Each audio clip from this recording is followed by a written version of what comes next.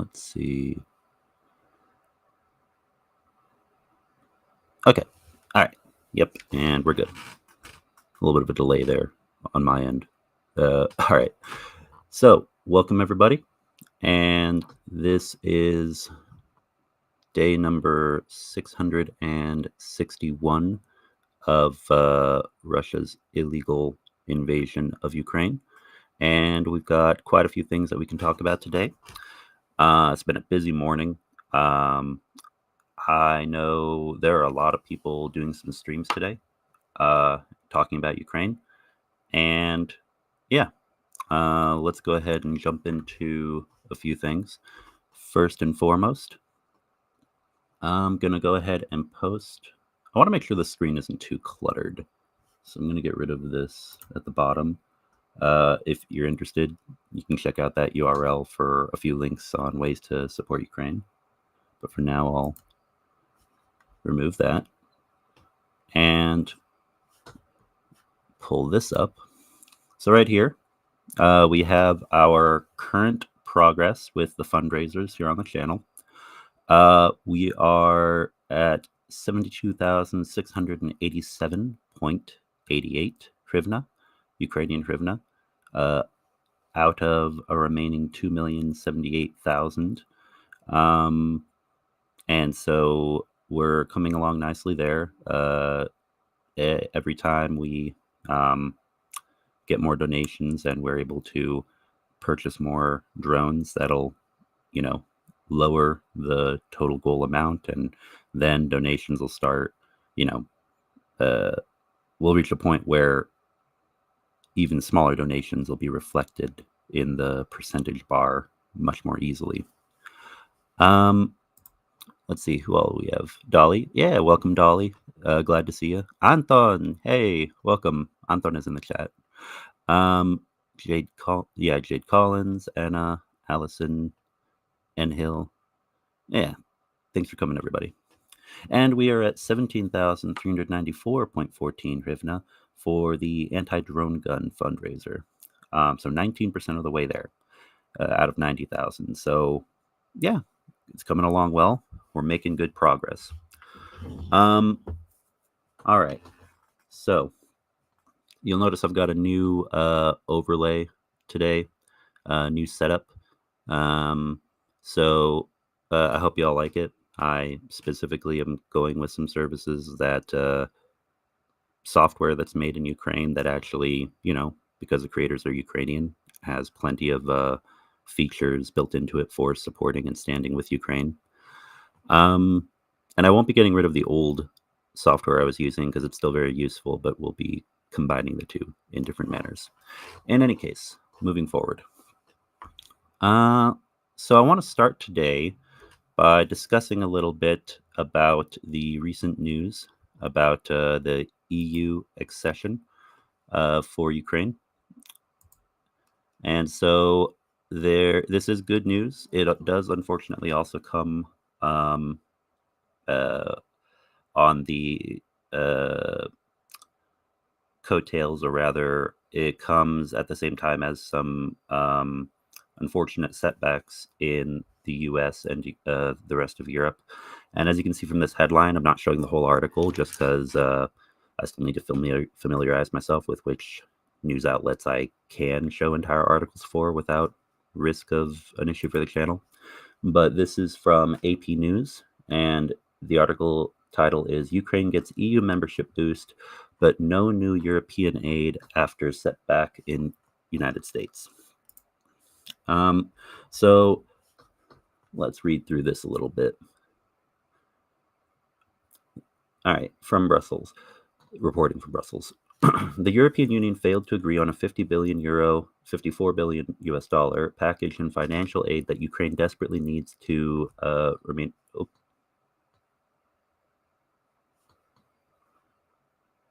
Oh, apologies. Had a brief hiccup there for a second.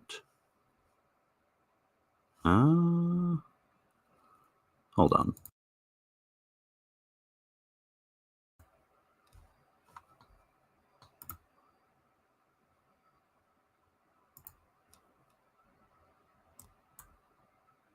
Ah, okay.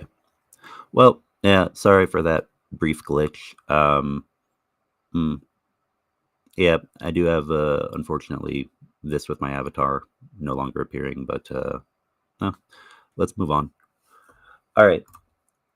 So the aid was unfortunately vetoed by Hungarian Prime Minister Viktor Orban, and I'm sure, okay, I'm sure I've sounded like a broken record. Because anyone who's listened to me before, it's almost like I just keep coming back to this one person, and it's not just Hungary, and it's not just Viktor Orban. There's also plenty going on with Recep Tayyip Erdogan in Turkey and several other leaders, Fico in Slovakia, for example. But really, it's just because the persistent thorn, the persistent spoiler within the European Union in terms of supporting Ukraine and several other political initiatives has been Viktor Orban of Hungary in recent memory. Um, so, anyway, aid was vetoed by Hungarian Prime Minister Viktor Orban, delivering another tough blow to Ukrainian President Volodymyr Zelensky after it unfortunately he was unable to persuade U.S. lawmakers to approve an additional $61 billion for Ukraine, mainly to buy weapons from the United States. So this aid wouldn't have just been aid. This is money that would have flowed back into the United States and been used to purchase weapons made in the U.S. So again, I've said it before and I'll say it again. I know not everyone watching might be an American citizen, but if you are an American citizen or you know an American citizen, if you are a Canadian citizen and you know Americans, if you are from any other country in the world and you know Americans, uh, please let them know how important this is. To reach out to their congressmen, their senators, their elected officials, uh, contact them regularly, and just let them know that support for Ukraine is still strong, um, and it needs to continue. All right. The start of the accession talks, however, was a momentous moment and stunning reversal for a country at war that had struggled to find the backing for its membership aspirations and long faced obstinate opposition from Viktor Orban. Hungary's leader decided not to veto the accession talks, but then blocked the aid package. Um, and that's an interesting story. It's more like the rest of the leaders of the EU. Mercado Media was talking about this, I believe, the other day. Basically, it was just decided that Hungary should just leave the room. Almost a little. If it weren't so serious, it would be funny. Because it's very obvious shilling on Orban's part and his political party. For anyone who's unfamiliar, it is called Fidesz, is the dominant party of Hungary, and they very much have a strong grip on power. It is not very fair the way they have things set up in their country. But anyway, let's see here. According to a quote from European Council President Charles Michel, I can inform you that 26 leaders agreed on the budget negotiation. I should be very precise. One leader, Sweden, needs to consult its parliament, which is in line with the usual procedure for this country, and one leader couldn't agree. The decisions required unanimity among the EU's members. Still, Michel, who was chairing the Brussels summit, called the start of accession talks a clear signal of hope for their people and our continent. So I won't go through the rest of this article just because it is a bit long. But yeah, this is something that is important. If you are a citizen of a European country, member of the EU and NATO, you know, I know there's a heavy focus on telling Americans and also Canadians to do this. But if you're a citizen of the EU, please also do the same. And if you know any Hungarians, please tell them, talk to them as well, because their voice is important. It does matter. And yeah, the more pressure on Orban and Fidesz, the better, in my opinion, to assist Ukraine to stop blocking things. All right, next article. Actually, let me check chat real fast.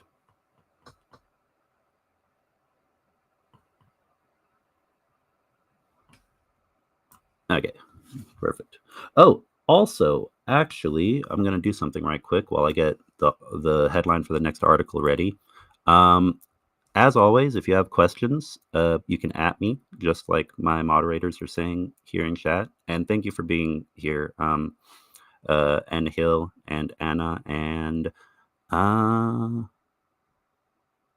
not sure if Tone is here, because I know that she is very, very busy. If you are here, then thank you. And if not, we miss you. And, definitely looking forward to seeing you in Rick's stream later on.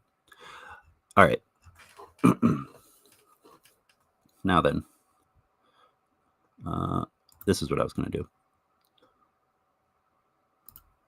Set up a Q&A.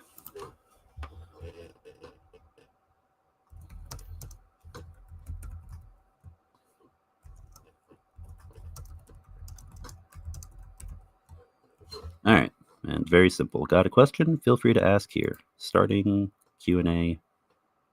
This is one thing that I love. There's so many nice features between all the different tools that I have found, like this Restream chat overlay and the pro-Ukrainian images, OBS Studio and all of its stuff that's built in, YouTube Studio, and being able to pin things like this, like Q&A. So yeah, if you have questions, feel free to ask, and I will check the questions section in addition to any messages I get from moderators. Now then,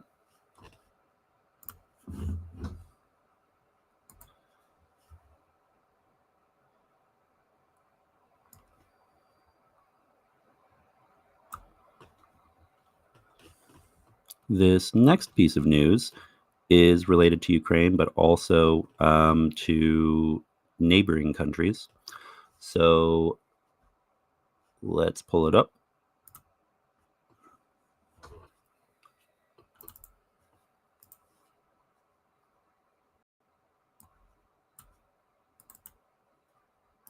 All right, there we go. So Moldova and Georgia celebrate as their aspirations for EU membership take crucial steps forward. And again, this article will also be in the YouTube description after the video is posted for the stream. This is also from apnews.com. And yeah, so the news here is not only has Ukraine started its official accession steps, but Moldova and Georgia celebrated after European Union leaders buoyed their aspirations to join the 27-member nation bloc by removing key hurdles on their long path toward membership. Lawmakers in both the Moldovan and Georgian parliaments waved EU flags and played the bloc's anthem at Friday's opening of their parliamentary sessions, following Thursday's surprise announcement to open membership negotiations with Ukraine and Moldova and to grant candidacy status to Georgia, Republic of Georgia. The announcement came despite strong opposition from Hungary and the fact that Ukraine and Georgia are partially occupied by Russia, which also has troops deployed in Moldova's Transnistria region. For those unfamiliar, well, first, for non-Europeans, for Canadians or Americans, there is a country called Republic of Georgia, and Republic of Georgia, since 2008, has been partially occupied by Russia, kind of similar to the situation started since 2014 with the war that Russia illegally started in Ukraine. And Moldova for decades has had Russian occupation within a portion of their country called Transnistria, which claims to be a breakaway state. Thousands of Georgians gathered in the country's capital, Tbilisi, to celebrate. So this is very good news. Republic of Georgia, also known as Sakartvelo, is a country that is very geographically close to Ukraine, has a lot of history, and I've said it before, I'll say it again. It is a country that is rather vulnerable in the, um, I mean, they were invaded by Russia as recently as 2008. People just aren't aware, or they seem to have memories that lapse over time. So Georgians are very familiar with Russian aggression, and so you know, moves toward making the country less vulnerable, just like Ukraine. Always something I'm very happy to see, very welcome to see. The EU and integration with Europe is important for us. Not only will it be a security guarantee for us and enable the country to get stronger economically, but it is important for other values too, including sports and culture, among others, said Erekle Sarashvili, a student who took part in the rally. We, the young generation, have fought for this result, but we also need to remember the older generations that have brought Georgia here. Mm. So, moving over to Moldova. Moldova's president, Maya Sandu, invited citizens to a pro-European gathering scheduled for Sunday in the capital, Chisinau, to herald what she described as a historic step for the destiny of our country. Moldova's pro-Western Prime Minister Dorin Racine echoed Sandu, saying Moldova is European and our future is in the EU. So, yeah. And again, these articles do go on for quite a bit. Let me see if there's any other highlight here. Yes. Again, it is regional news, so it is important long term for the big picture, so to speak, of peace in the Black Sea among all the nations of that area, including Ukraine. Some recent news related to this earlier this year. Yeah, the Georgian Dream Party is the name of the ruling party in Republic of Georgia at the moment, and a bit controversial due to the due to some seeing them as conciliatory or even cooperative with Russia in order to avoid an invasion like 2008. Membership talks could also heighten tensions in Georgia, where Salom Zorabichvili, Georgia's pro-EU president, has long been a vocal supporter of joining the bloc, putting her at odds with the ruling Georgian Dream Party, which is widely seen as being pro-Russian by the Georgian opposition. So, yeah. The president is, the Georgian president is pro-EU, but the ruling political party is seen as pro-Russian, is basically the summary of that. Speaking shortly after the EU leaders' meetings, she said, Ukraine, Georgia, and Moldova are the examples of what it means to fight for freedom, to fight for Europe, for those common values that we share with Europe, and stay true to them. And she has also criticized a foreign agent registration bill from earlier this year that was protested in Tbilisi, widely seen as a law similar to one in Russia used to silence critics of the Kremlin. So, yeah, all right, that's basically it regarding this topic. But I just wanted to bring it up because I do think it is important to highlight things like this. It's all interconnected, and Ukrainian intelligence, Ukrainian politicians, aside from domestic affairs, I'm sure are acutely aware of all of this, and probably even I like to do my research and be aware of what's happening in the world, but I'm sure because it is their job and part of their national security paradigm, of course, they would be incredibly intimate with these topics, very well educated on the matters. Now then. All right. So we'll call that good for the articles for right now. And we may come back to another one here momentarily, but for now, let's go ahead and close this up.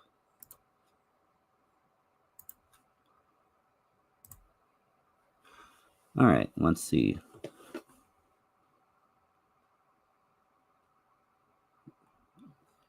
Checking chat real fast. Yeah, they do move that demarcation line over in Georgia and try to move inch by inch, bit by bit. So gotta keep, gotta keep an eye on the troops still stationed on the Georgia border and in South Ossetia and Abkhazia. Yep. Remember, South Ossetia and Abkhazia are internationally recognized as territory of the Republic of Georgia. All right, now then. Okay, so let me see here. Oh, all right, we do have a question from Dolly. Why Hungary doesn't want Ukraine to join the European Union? Thank you for asking. So the best way that I can summarize it, because it is a long and complex topic, is Hungary kind of follows their own national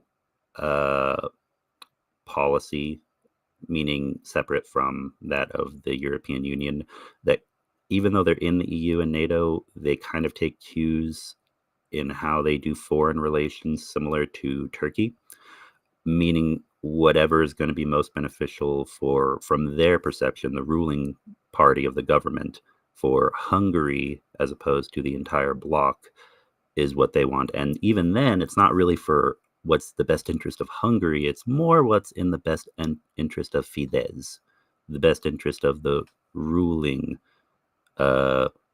individuals and groups within Hungarian society. What's very what's kind of ironic and hilarious in my opinion is over this weekend, or at the end of this week rather I should say, there were some talks between Viktor Orban of Hungary and Zelensky and several other EU leaders during the EU accession talks. And there's a recorded interview with Orban where he states that, hold on.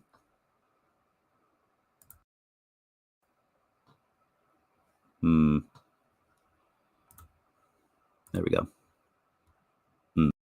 Okay.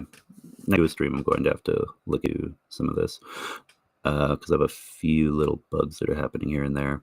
But anyway, best way that I can summarize it is that,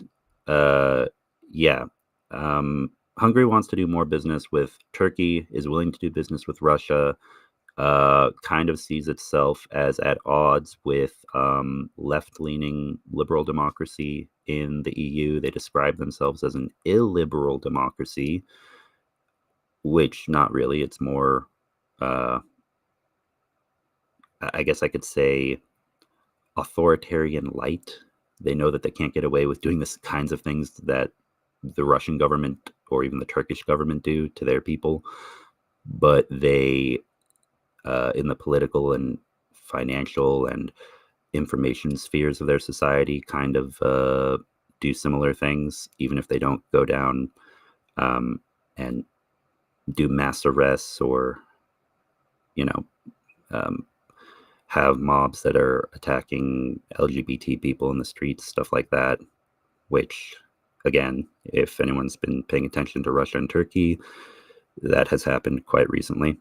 So, basically it just comes down to the fact that the ruling party in Hungary is more ideologically aligned with the kind of authoritarian ideology and philosophy of government seen in Turkey and Russia, which of course is a problem for the EU because when the whole bloc was created, no one really thought of an idea to eject a member,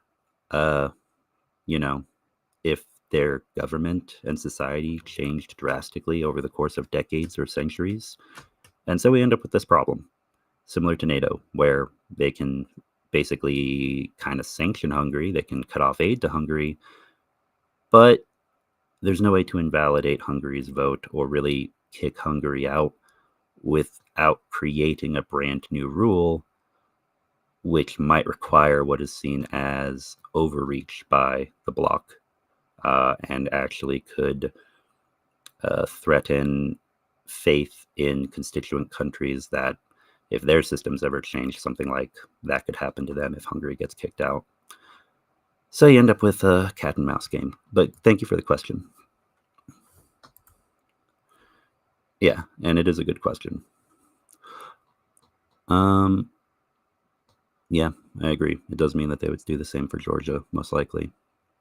Oh, also a quick note. Today we will be going a little shorter than usual. I usually try to do 2 hours, but I believe there's a surprise stream by Rick the Ukrainian. Anyone who isn't familiar with his channel, I'm sure most of you here probably came from Rick's channel, but if anyone isn't familiar, go check him out. He should be starting his stream in about an hour. So that's when we'll be wrapping this up. Let's see here. Oh, and yeah, if anyone would care to either donate to our fundraise. Oh, hold on. Let me put the fundraiser bar back up.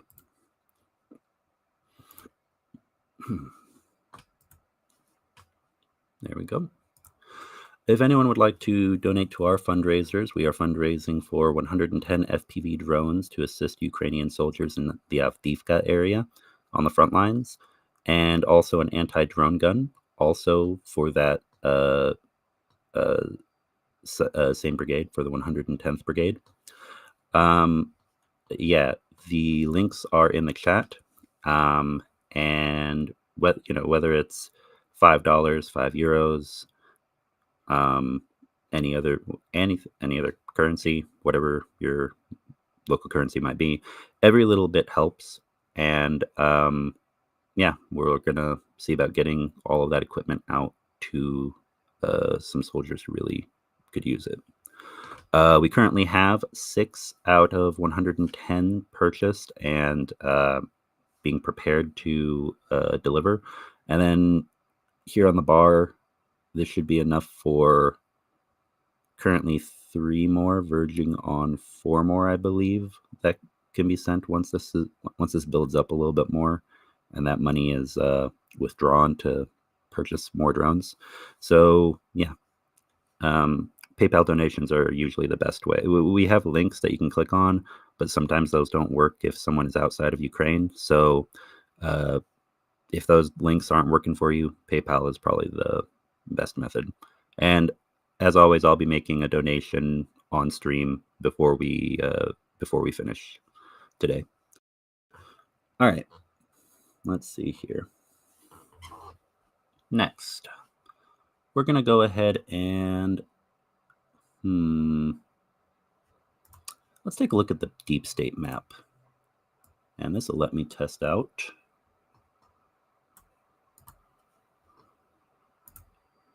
share from this tab using this software to do this.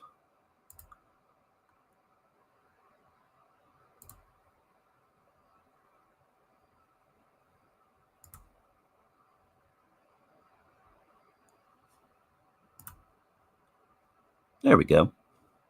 And yeah, perfect. Gel? Yeah, with Georgian lira or lari. So many countries use lira, but only Georgia uses lari. And then in Georgian language, like, I think mama means father and dada means mother, which is like the opposite of a lot of countries. I love the Georgian language. It's like everything's just reversed a little bit. It makes me smile. Anyway, yes, yeah, donations with lari should be allowed. Just depends on if PayPal works. If you're able to use PayPal. Yeah, it is lari. Yeah. Oh, hey, welcome, Tone. Yeah, there is a lot of stuff happening. I know, both this morning and just in general right now related to Ukraine. All right, now then, let's make this full screen and move over.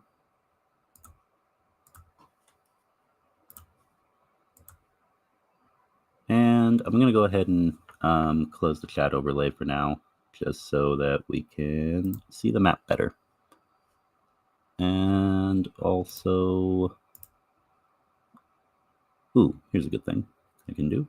I'll remove Stand with Ukraine, and I'm going to put a Ukrainian flag border on the video. There we go. All right, so here we are on the deep state map.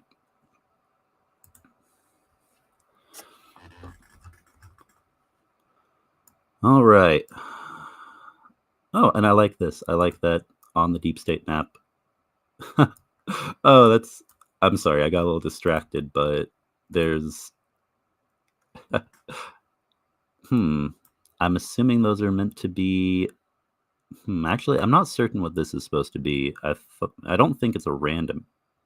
If it is a random animation, then it's a little odd. It must be, because it's floating all over the place. It's not over the front lines or anything, so I don't think it's meant to represent either a Russian or Ukrainian aircraft. I think it's just a random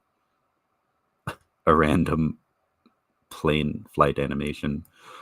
But I do like how they have the trident here to represent Kiev. I'm not sure if that's always been there. That might be new. Anyway, all right, so let's take a look. So let's go back a few days.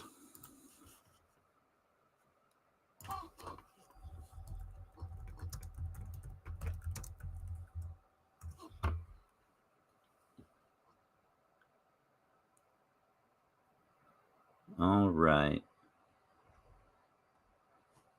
So let's start with Avdiivka, since that is where we are fundraising to support troops. There you are. Oh, the PayPal isn't in the description box? Oh, yeah. So for anyone who wants to donate with PayPal, yeah, we currently do not have a direct PayPal link you can click on, so you'll need to actually on the PayPal website or in the app search for Tony T. Tkachenko 27 at gmail.com, and that is our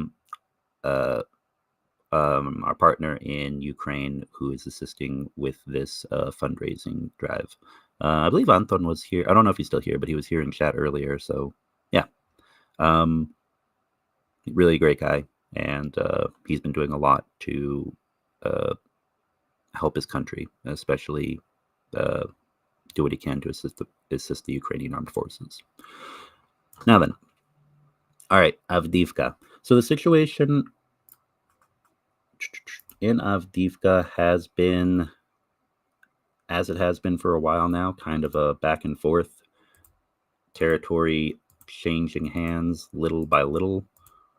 And if I'm not mistaken, let's see here. Yeah, you'll notice as we go back and forth by the days, there are some small incremental gains by Russia, and then there are days where the Ukrainian armed forces are taking back some territory in a few areas. So it's kind of, there's a lot of gray zone. There's a lot of give, take when it comes to territory around Avdiivka, but the city holds, and I expect it to continue to hold for quite a while. One thing that I have noticed is, and a lot of people who have been checking out the deep state map among military analysts and streamers, people on YouTube who take a look at this information, is that Russia seems to still be attempting to make pushes directly to the city, but has been focusing a bit more on trying to move upward and northward, which isn't really even surrounding this area quite so much. And that strategy seems to be one where they know it's very incremental, and they know that it's not the most efficient way to go about doing it. And sacrifices a lot of Russian soldiers' lives, but it seems like there's an attempt to slowly push up this way toward Novobakhmutivka and get to where they could further surround these settlements over here, like Stepove, Bertichi, Semenivka, and come at those areas from both the east and from the north. But of course, that takes forever. That's not their primary focus, but that's kind of slowly what it seems like they've been trying to do, to not only encircle Avdiivka, but encircle the settlements around Avdiivka. The problem, though, is that's going to stretch their lines way too thin. It just seems like they're pushing for the sake of pushing sometimes, and for the sake of taking a tiny bit of ground, a couple yards, a couple meters, a couple of kilometers, if even that. If even that. Definitely haven't been taking kilometers. And yeah, it's just not it's not very effective.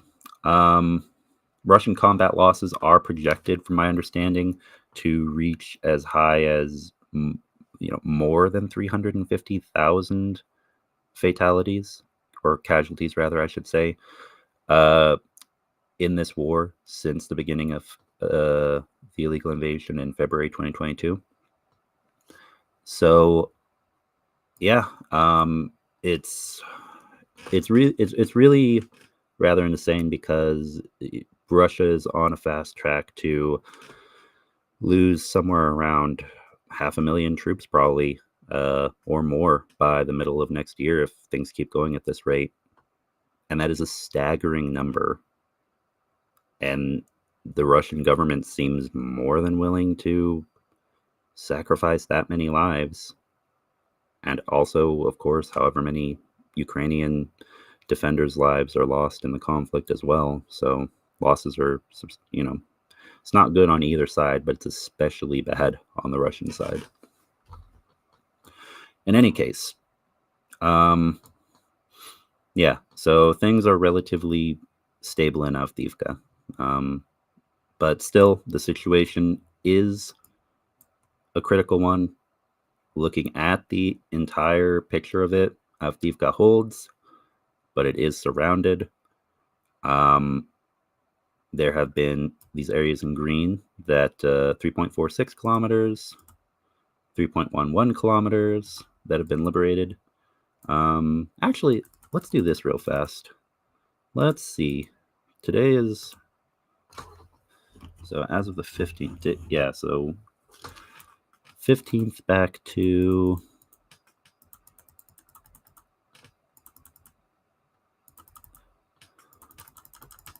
let's say 1 month since the 15th of November.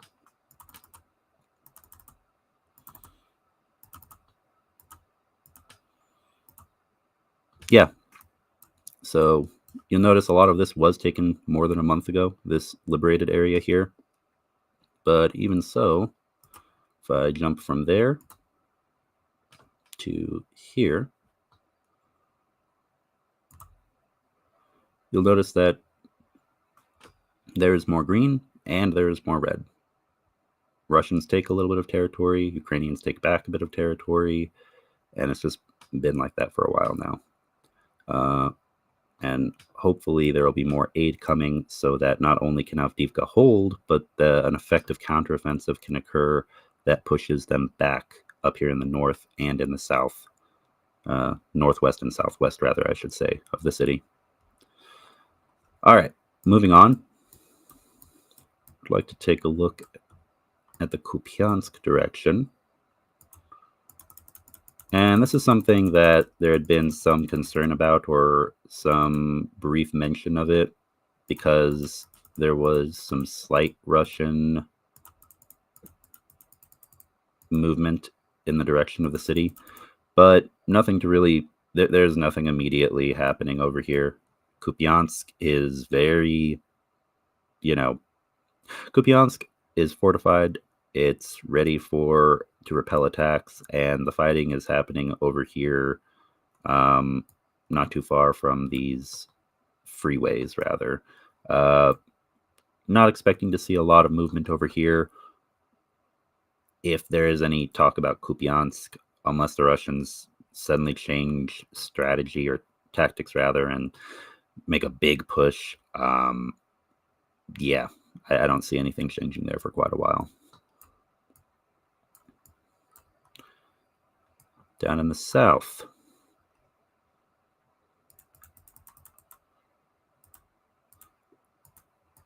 recently there had been quite a bit of activity, and yeah, as you can see, for the last week or two, not much has changed.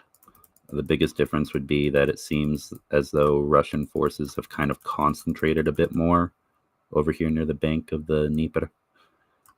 And that's probably just because they were given a scare when Ukrainian forces expanded this gray zone and started making crossings over here to begin operations for retaking territory. Yeah.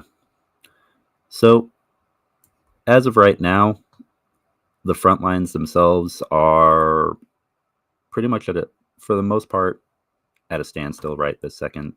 And Ukraine does have supplies to last. I believe the projections were for anywhere between 1 to 3 months with what they currently have in terms of supplies support that's been delivered by foreign partners. But yeah, there needs to be more. There has to be a continuous flow, and breaking these stalemates caused by Hungary in the EU and by the MAGA faction.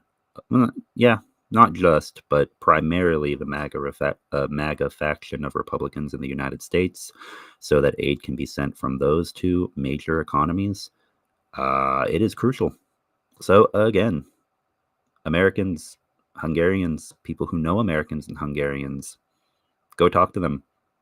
Go check out the parties, whether they be political parties or other groups in those two countries that are supportive of Ukraine. Strengthen support for them. Let their voices be heard, so long as it is legal to do so, because every country is different when it comes to contributing to organizations if they're politically involved. So do your research on that first, of course. But if pro-Ukrainian organizations in those two countries have more influence in their political systems, and the voices of the citizens who support Ukraine in those two places really start stepping up, it could make a difference.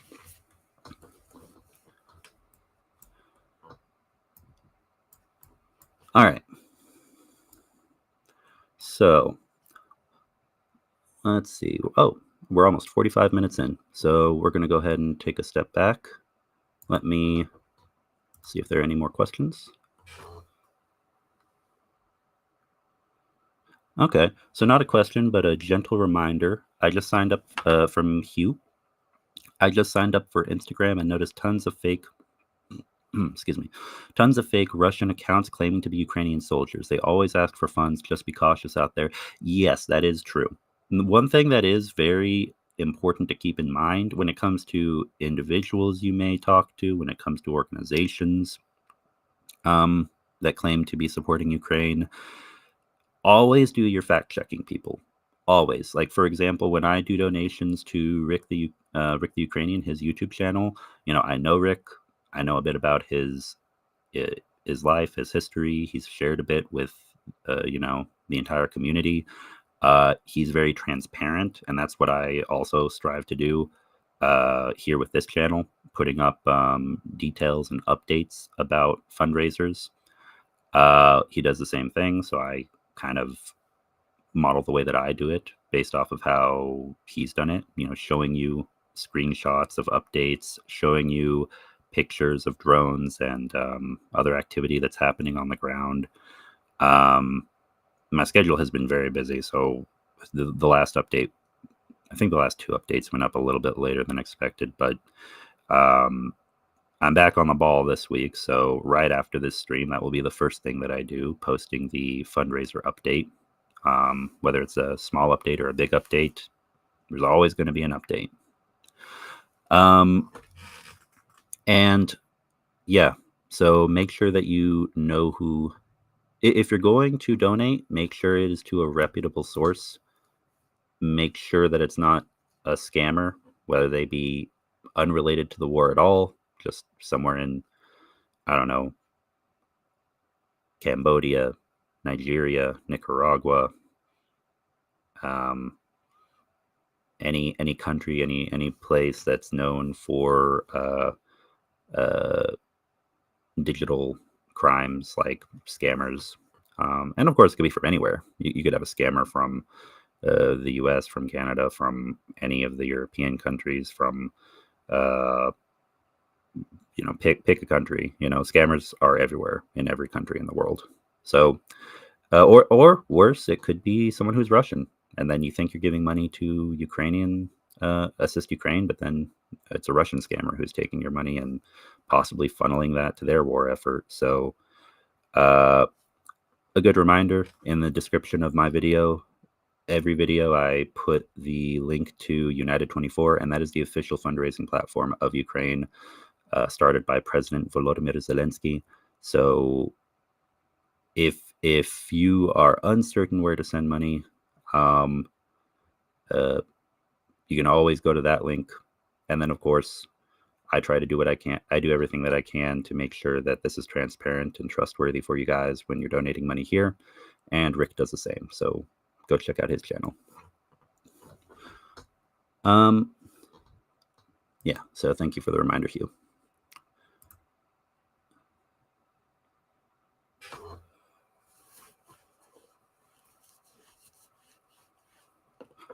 All right. So let's see here.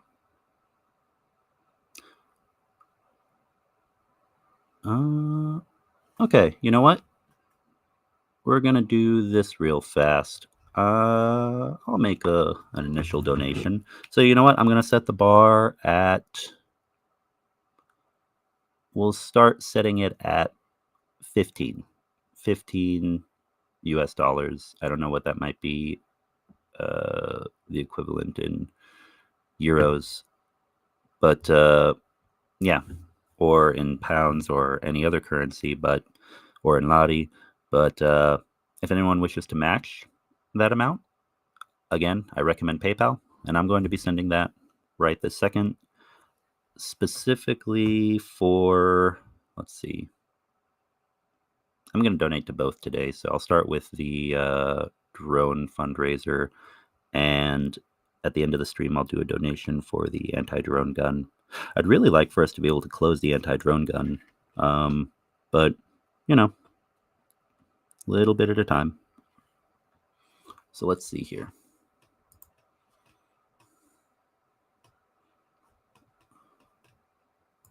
Let's go off of full screen. I'll put this up.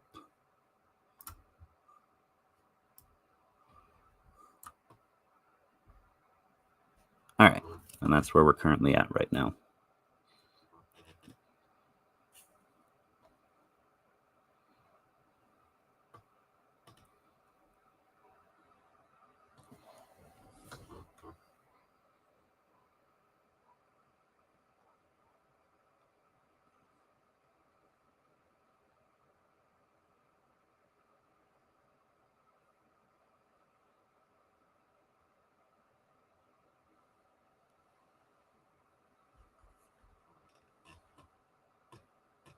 Nope. All right.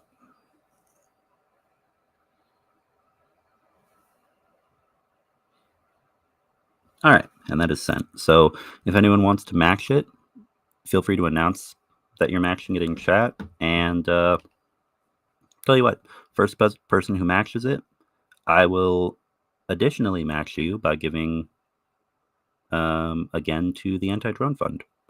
I'm sorry, the anti-drone gun fundraiser. So yeah. All right. Oh, hey, Taz. Good to see you. Oh, and you oh yeah, Yuli. I've been watching a lot of Yuli has been posting a lot more um to uh, YouTube, and I've been checking out her streams and videos a bit more. She's very enjoyable to talk to. Whenever I have a chance, and she and I message back and forth. She, she's a very intellectual woman, so knows quite a bit about um, politics of her country and other countries as well. All right, let's see here. All right, so with that, let's go ahead and we got like 40 minutes left. Let's see. Okay, we're going to do a poll right quick because I could go over articles, I could go over some videos like usual, but I want to know what you guys would be interested in. So for now, let's check. Are there any questions? Not at this time, so oh, there we go. Can I put both up? I can put both the QA and a poll up. Good. So let's see. I'm going to put a poll up right now, and we'll see what you guys think.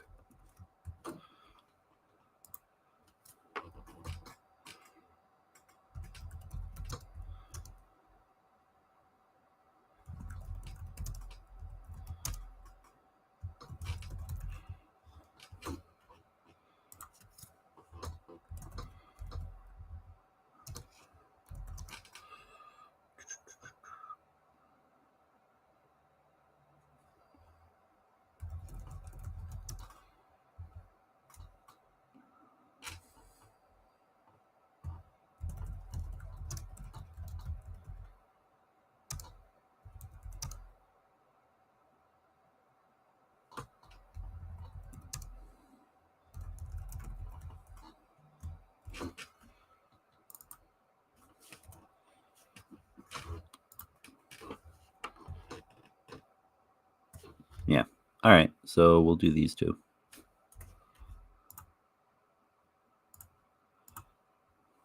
All right. So there's a poll. Which would you prefer? Do you want us to go over some video updates right quick, or should I go back to discussing articles a bit? And I'll just leave that up for a second while I get a few things set up.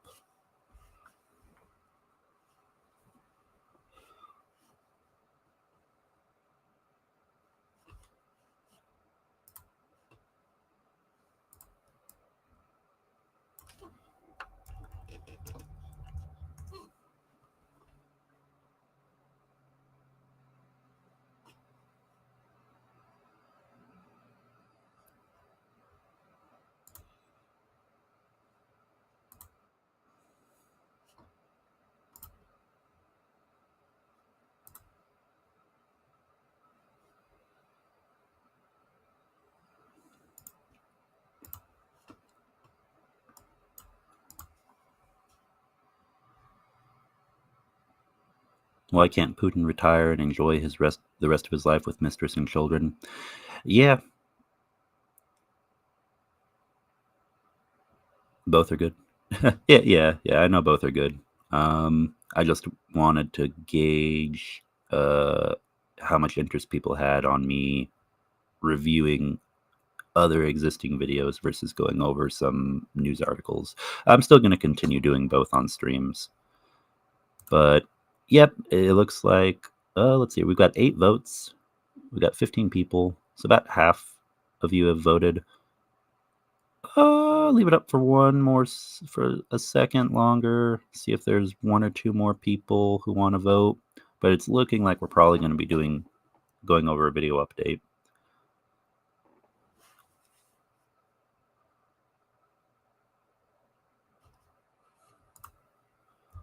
And since that's the case, let's set that up.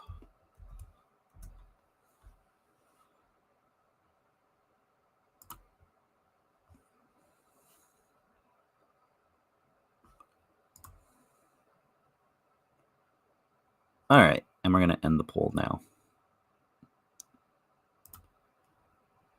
All right, so let's go ahead and check out a video update from Juzzy at Ukraini at Ukraine News TV.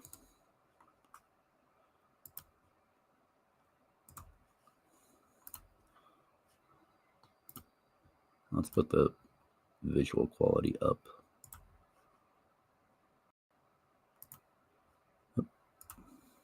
There we go. Oh, what's that? Oh, that's actually part of his video. And it's playing, but it's muted. Okay, let's restart that. All right, now let's try it, and let me know if you can hear the audio. Day 659 of the Ukrainian war map, also known as the Russo-Ukrainian War. Juzzy here, and today is a super quick update as I take a simplified and down-to-earth approach to some of the most important happenings on the ground in Ukraine. So starting off, we'll take a look at those Russian losses, as currently Russia sits on more than 343,000 military personnel losses there, which represents an additional 1,090 in the past 24 hours. And a very vocal minority like to dispute this online, as always. But I think that they're now going to have to check with their Russian Tsar in this case, as recently, during an interview, Putin appeared to inadvertently let it slip that Russia has over 300,000 soldiers in this war that have been lost. So, in a press briefing, Putin mentioned the mobilization of... Oh, and quickly just want to mention also, I had seen this video actually the other day, and I guess maybe it just didn't process for a second that it's the estimate from the Ukrainian armed forces, or rather, from the General Staff of the Armed Forces of Ukraine. It says that already it's at an estimate of 343,890, and this is from the other day, so it's likely another 1 or 2,000 higher by now. So it's going to break 350,000 here very soon, in just a few days, and by the end of the month, maybe, this number may be close to well, I don't think it's going to break 400,000, but by 2024, at this rate, Russian losses are going to be heading on to 400,000, and then if it continues at this rate, on to 500,000 by sometime next year, which is just staggering. Of 244,000 Russian personnel, alongside an additional 486 who voluntarily joined the forces, plus the original mobilization figures. And then concluded by stating that a total of 617,000 Russian troops were engaged in the invasion, which in turn actually leaves a deficit of roughly 300k. So even taken as an approximation of a figure, it's still a number that sharply contrasts with an earlier official figure from the Kremlin, which claimed fewer than 6,000 Russian military losses. Then we'll take a look at the hardware losses, so 14 tanks, 38 APVs, and 11 artillery. So I'll just say right quick that it is really mind-boggling to me that what were the total stocks before this war started? This is a lot of equipment that the Russians are going to have to replace. And their economy was not the greatest in Europe to begin with. This is not all going to be replaced with brand new stuff. At whatever point Russia is replacing all of this equipment, some of it's going to be brand new, but a lot of this is probably going to end up being Soviet stock that they try to purchase from other countries they've sold to, around the world, buy back stuff.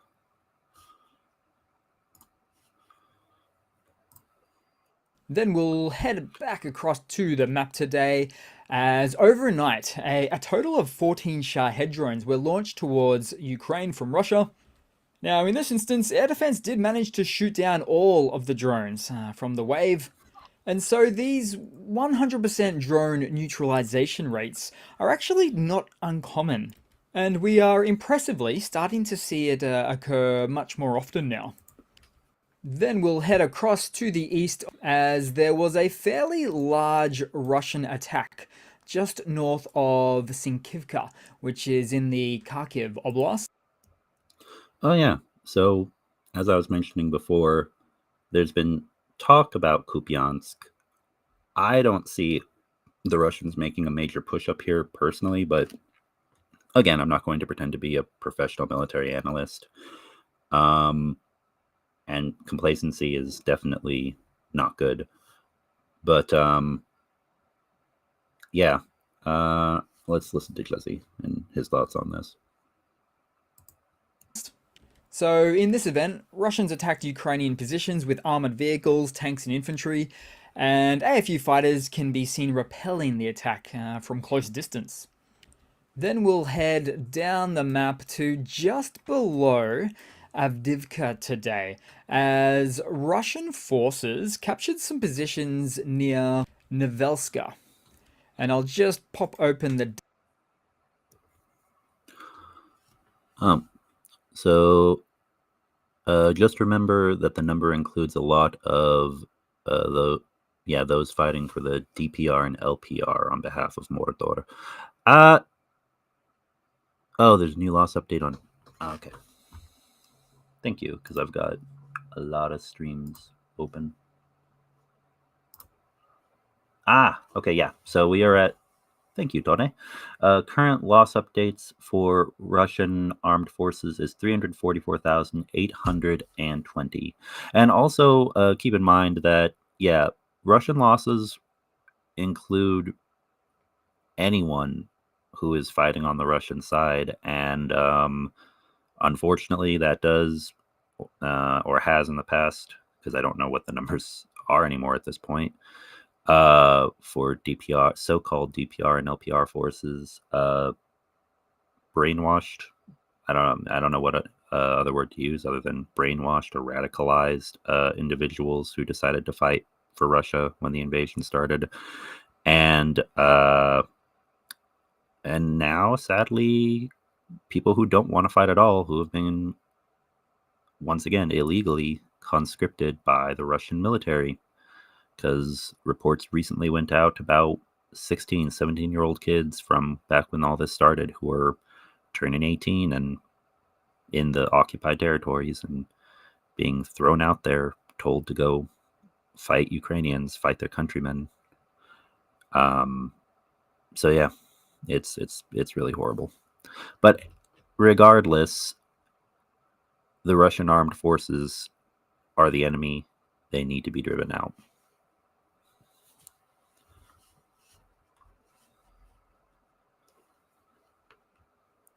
Date map for this one. Oh, yes. Another 930 have Russian forces have been improved, as Starsky or Rick would say, by the Ukrainian armed forces, and currently 344,820 casualties of the Russian armed forces is the estimate. Thank you for the reminder, Tony. Have a look at the difference. So there you go. Now, this was actually more of a tightening of frontline positions, as you can see there. Plus, something that's quite good about this map is how it shows you I guess you can see the subtracting of the former land gains. So is 3.46 square kilometers, was 3.59. So we're talking about 0.13 square kilometers. Oh, wow. Yeah, he was paying even closer attention than I was. I was looking at visual changes I could see. Yeah, I should actually do that as well. The fact that you can click for each day and see what the area of liberation is. on the map. That's clever. Of land gained by Russia in this most recent attack. Oh, and since we're in this sort of an area right now, it might be ideal to mention the nuance of the coloring scheme here, as you will notice two different types of red.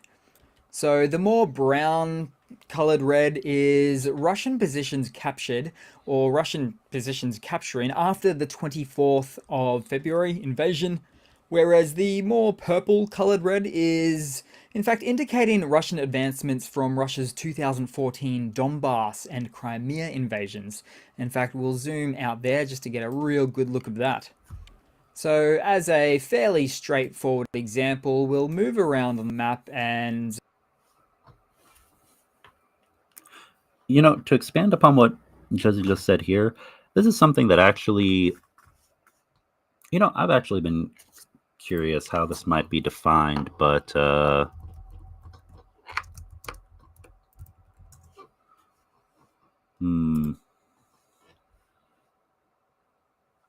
because 2014 was the beginning. Yeah. I've actually meant to bring this up before, but one thing that a lot of people kind of forget is this is more than just one war. Like, everyone really has been jumping. I'm not saying I'm any different, because I started paying attention and trying to assist in what ways I could back in 2014, but it was not to the same scale as when the 2022 invasion started. And one thing that I think a lot of people forget is, here, I'll actually share my screen over here real fast.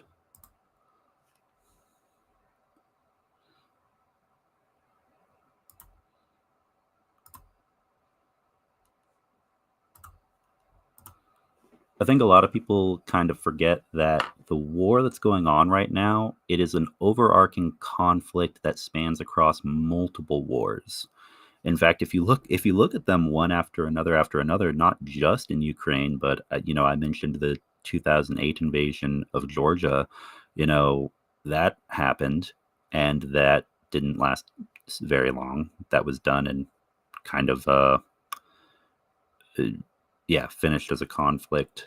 Although there's a lot more history to it than that. There were other conflicts before that one, but it's the most recent one if we're looking at context in relation to Ukraine. And then less than 10 years later, 6 years later, the war in Donbass starts. And you can even see here that the war in Donbass, it is technically still ongoing, you could say, but it's kind of considered that ended, or didn't end, but transitioned going into the February 2022 invasion. And then the conflict expanded, which is where we are now with the Russo-Ukrainian war. So there's the war in Donbass, which you can see reflected in that purple, kind of purple tinted area on the map from way back in 2014. And then there's the full invasion that started in 2022, which is kind of considered its own separate war or expanded war.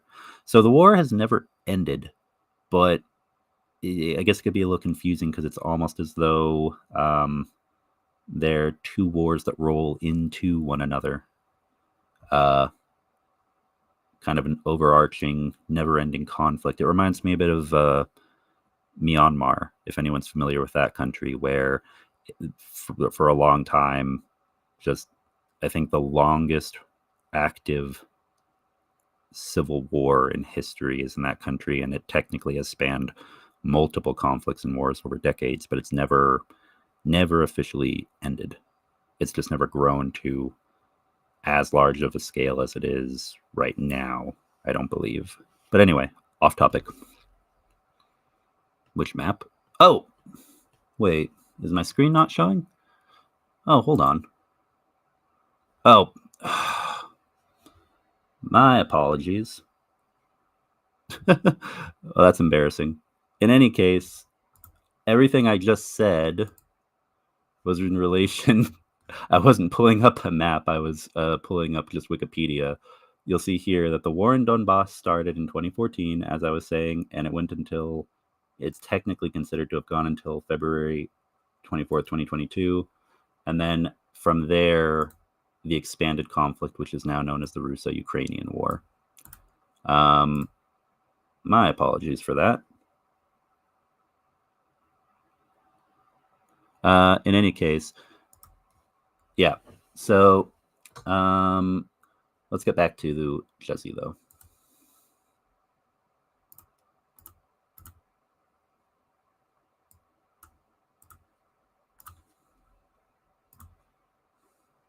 What's very annoying is it changes and shifts over to the screen that I'm supposed to focus on. So yeah, I'm going to keep using the software because I like it and it's made in Ukraine. But there are a few small things like moving me over to another screen when it doesn't automatically start, display it for you guys to see. But little grievances. Thank you, Tone. I see that now. All right, now then.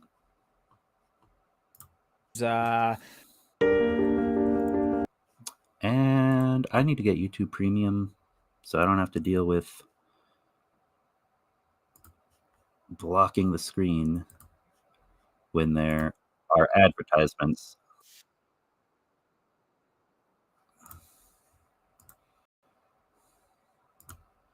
Okay, there we go. Yeah, this one here. So the central northern town of Starobilsk, which was captured after the Feb 24th invasion. Although this town itself has an interesting story behind it, because about 2 weeks after Russia's invasion, with taking of the north here, including this town, it was followed by hundreds of locals in Starobilsk who gathered in town to display the Ukrainian flag and remove and then burn the flag of the so-called Luhansk People's Republic, which was really just a pro-Russian placeholder entity.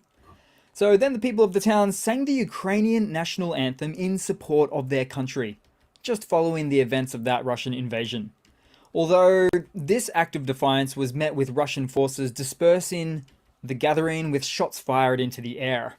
And so these types of events, and much more really just like them, indicate a larger point where we weren't exactly seeing pro-Russian separatist communities that would be overwhelmingly supporting the new republic there, or Russia, for instance, as in fact it was quite the opposite that played out. And you will see so much of this type of footage is online, geolocated, and timestamped from the past. So in other words, it just can't be denied. Then we'll head down the map as there were... Oh, all right. Real quick, before we keep going, I got a notification from Anton. Actually, this was earlier, a while back. I just have too many screens.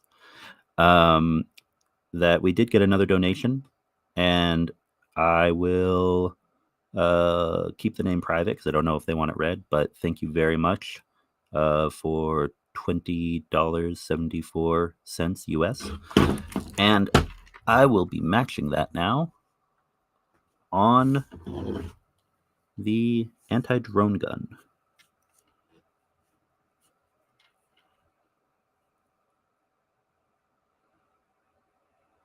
And again, guys, if anyone else wants to donate, I will match your donation.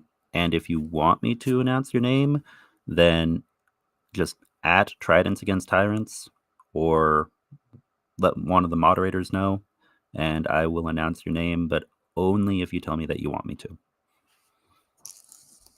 Because I know it's common for people to forget if they have their real name linked to something like their PayPal, and then they make a payment for something.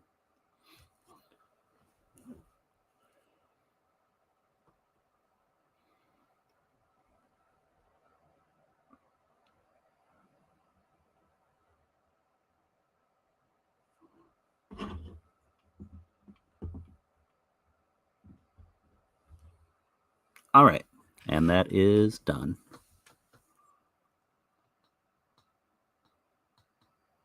Oh yeah.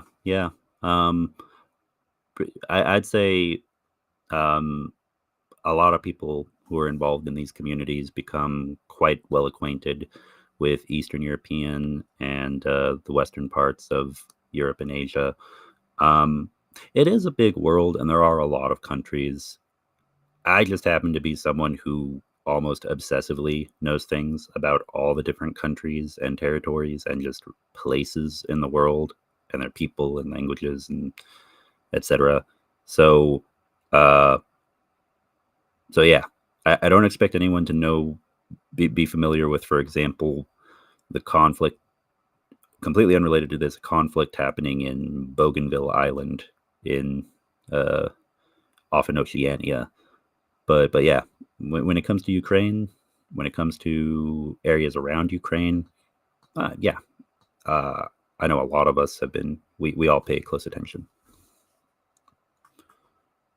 Now then, Was a big explosion or a big fire at the mine must lag because I don't even see your survey. Survey. You might. Oh, mm, well, I guess people may not hear this if they're not currently at the live portion of the video. Sometimes people might be like a few minutes behind and not realize it, thinking that they're at the live part of a video when they're a little bit behind. But as far as the survey, yeah, that ended a few minutes ago. So yeah, in chat, just a quick reminder to everybody: double check to make sure you're at the most recent point in the stream. Um, yeah, but the survey is finished right now. And hey, welcome Andreas. And welcome Greg. Yeah, good to see both of you guys. All right. Oh, also, did we get any questions? Nah, not right now. Okay. site of an explosion in Mariupol, and it was reportedly at a concrete plant attacked by a Ukrainian missile. Now, Russia stated that it was just a simple, humble concrete plant, but of course, Ukraine isn't going to be wasting any of its long range missile assets at something as benign as this. So, as per usual, it was very likely a Russian military utilized space. Then moving across to Zaporizhia, as there is certainly no shortage of heated activity in this region right now. For instance, an invader tank was spotted on fire in the Robotina sector. Then also a similar fate was had for a Russian BMP-1 infantry fighting vehicle, also at the same location there, and that one of which drove into a Ukrainian mine, suffering a catastrophic detonation. But what's certainly been even more problematic for Russia right now is take Oh, here we go. Okay, and an update on the Kherson region is something that I'm definitely curious about. for example, right next door in Kherson, as Russian sources noted two separate incidents of their D-30 howitzers and the barrels exploding after the shells burst inside them. Two in a row, not a coincidence. And so I really think it's not a stretch to say that a Russian soldier presently puts their life in their own hands, taking a risk each time they load a howitzer with North Korean supplied shells. And it goes without saying, of course, but events like these are completely counterproductive. I mean, it's one thing to be low on artillery shells, yet it's completely another thing to get a poor quality supply of shells that destroy your own howitzers and probably destroy your actual artillerist servicemen in the process as well. It's just impressively horrifying. Then moving across. Yeah, that's what happens when you do business with North Korea, where the majority of the economy is through black market, dark web transactions to, um, you know, illegally funnel money to smuggle supplies to the country, primarily for the ruling elite. They may produce a lot of stuff because they force their population to do so, because it is quite totalitarian, but that does not mean that they are making good ammunition or weapons. All right. With that, we're at 1 hour, 20 minutes. And all right. So, oh yeah. I'm not certain. You might want to try refreshing the video. Oh, he's not going to hear me. Hold on.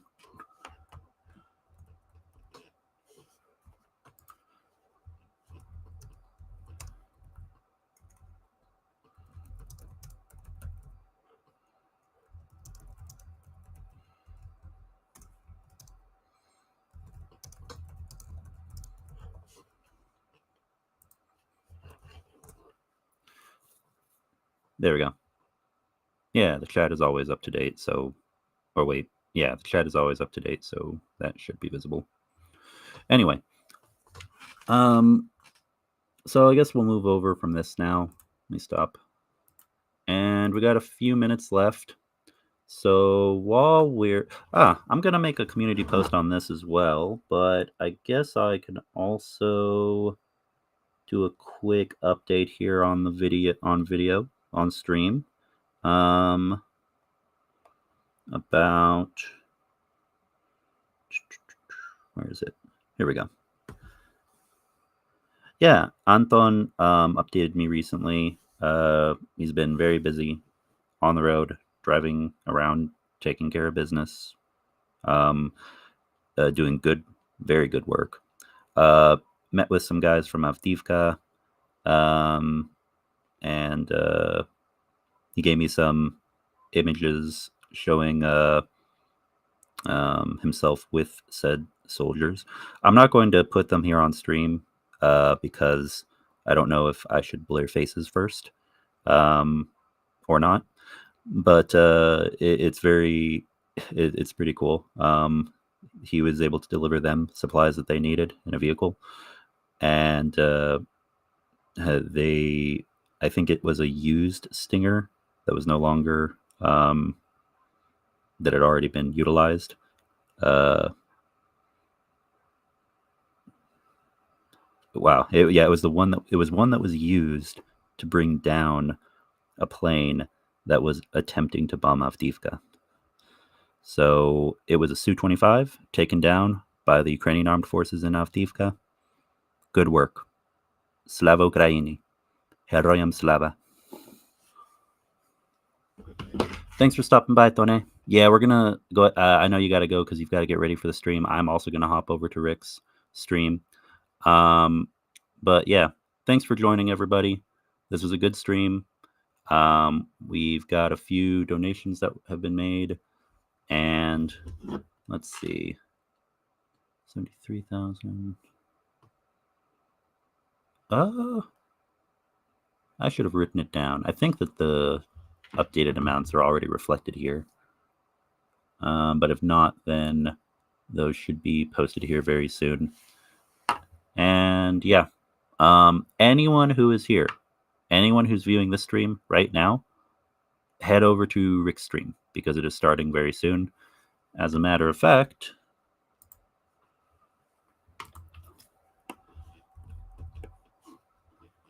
I'll go ahead and do this. Before ending this stream, he's doing a special bonus stream today because usually it's on Sundays. But for Rick's stream starting in like 8 minutes, here, copy.